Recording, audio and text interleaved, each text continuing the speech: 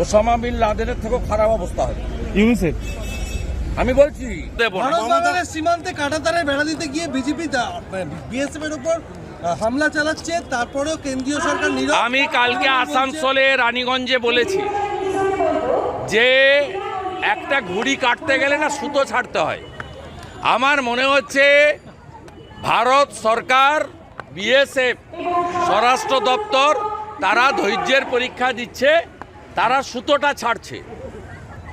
আমাদের এক কোম্পানি যদি এগোতে থাকে না, ওরা পালাবে, পালানোর কোনো জায়গা পাবে না। শাসক দল বলছে কেন্দ্রীয় চিলিকার পাখা গজায় মুদিবার তরে। বাংলাদেশে এই নাবালক অর্বাচীনগুলো, ভারত এখন পৃথিবীর তৃতীয় সামরিক শক্তিশালী দেশ। ভারত অত্যন্ত দায়িত্বশীল দেশ, দুর্বল দেশকে আক্রমণ করে না।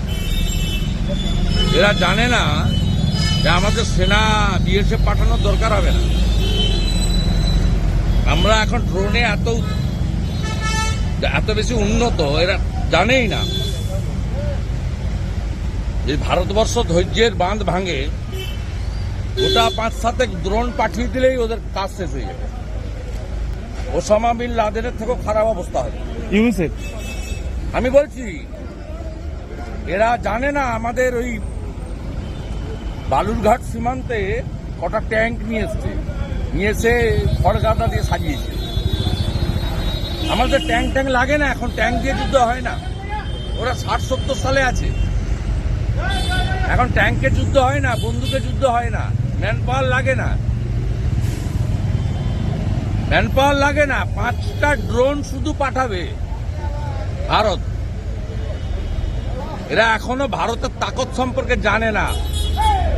ওখানকার এই মূর্খগুলো, অশিক্ষিতগুলো, মোল্লা রাজাকারের বাচ্চা, পাকিস্তানের নাতি, ওরা ওই কতগুলো ট্যাঙ্ক দেখে ট্যাঙ্কের উপর শ্যাওলা, নারকেলে আপনার ধানের বিড়া লাগিয়েছে।